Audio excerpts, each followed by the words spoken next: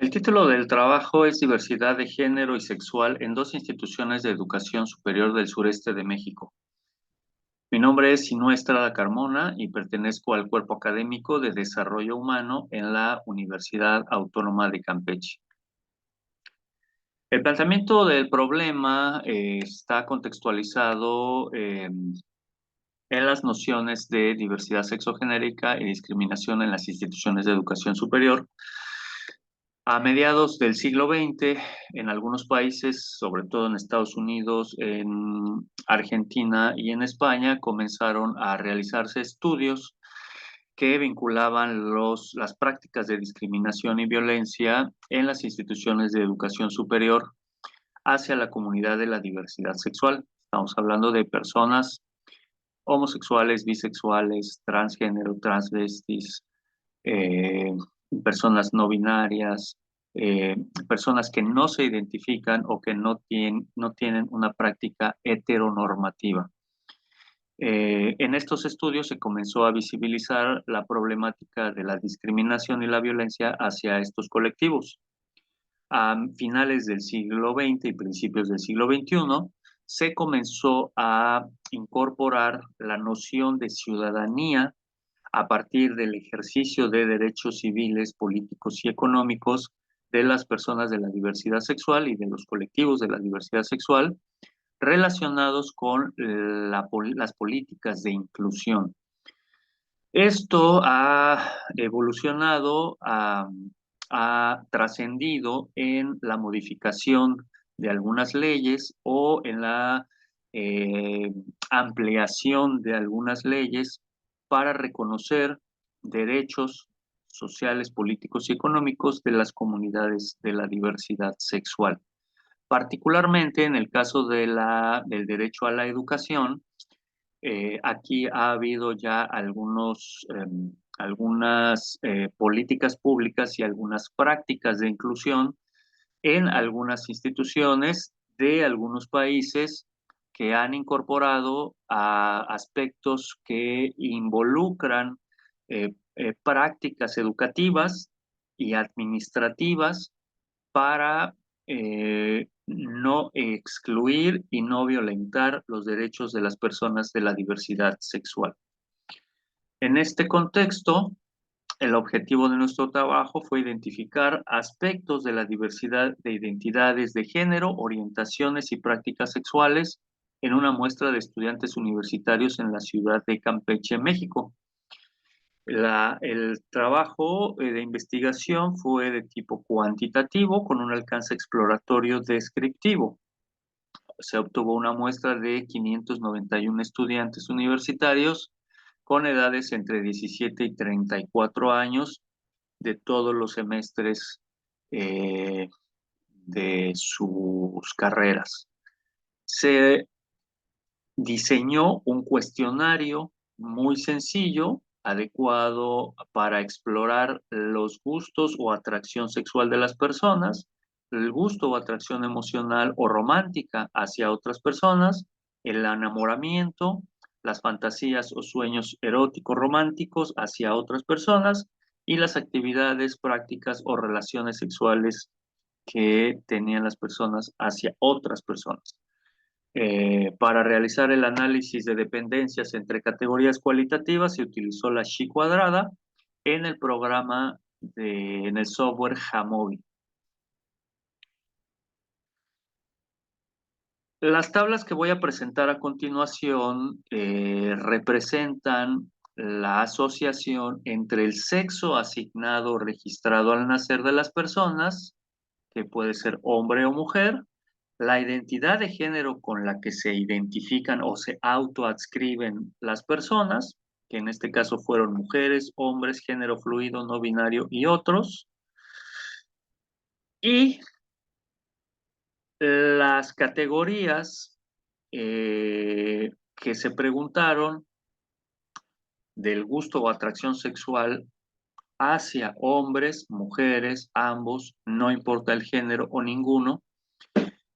Y estos datos muestran la distribución de la muestra para cada una de esas categorías y los porcentajes en rojo lo que muestran es el porcentaje de personas que tiene un gusto o atracción no heterosexual.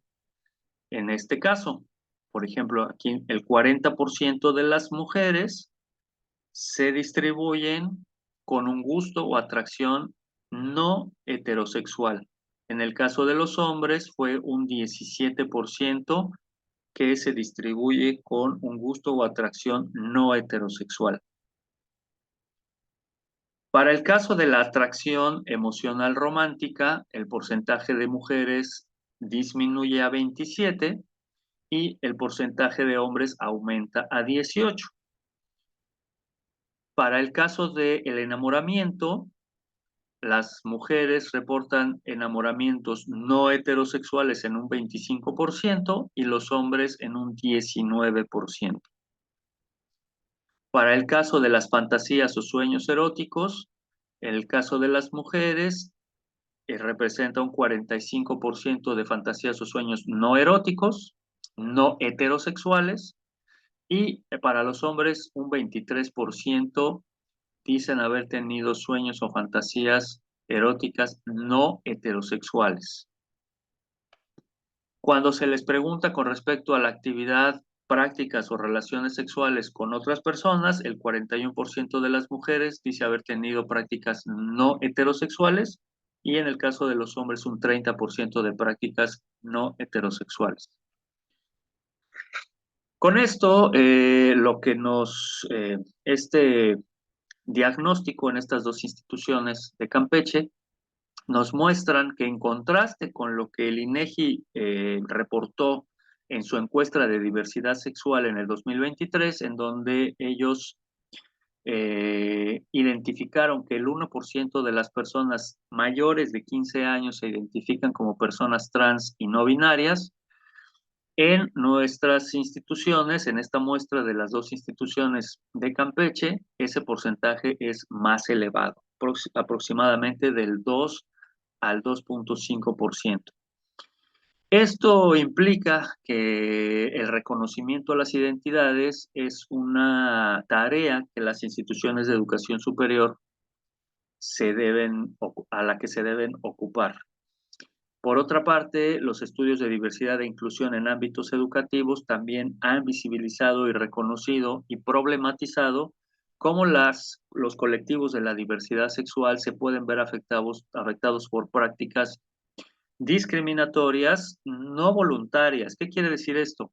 Que no necesariamente las instituciones tienen prácticas de discriminación o de exclusión o de violencia eh, que sean diseñadas a propósito para ese fin, sino que dentro de sus mismas prácticas pedagógicas y administrativas y estructurales existen estas formas de discriminación en los reglamentos, en las prácticas pedagógicas, en los planes y programas de estudio, en los perfiles profesionales que se establecen, en las formas en las que se reclutan, por ejemplo, a las personas que van a formar parte de la comunidad educativa, etcétera, etcétera.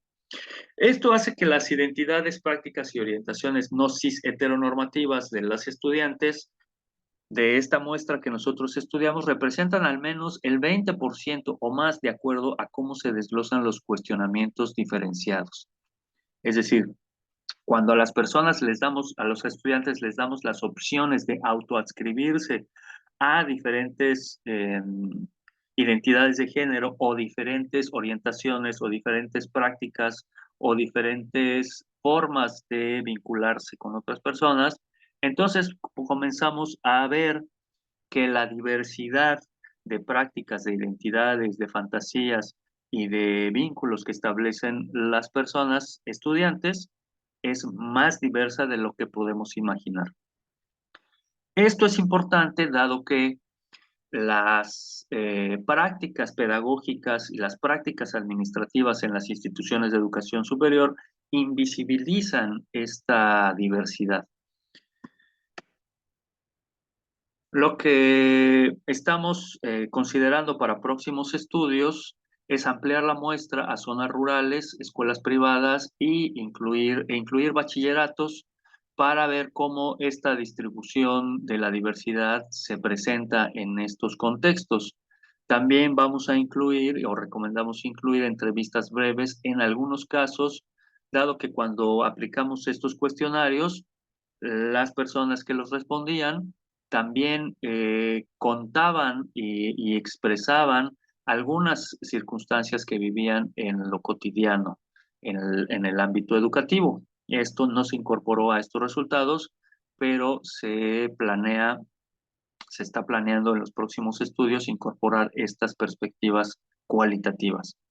Y finalmente, todos estos hallazgos se han estado incorporando a la creación y propuesta de protocolos de atención, de identificación y de prevención de la discriminación, la exclusión y la violencia dentro de los ámbitos educativos que puedan ir incorporando prácticas y espacios seguros para las personas de la diversidad sexual y de género.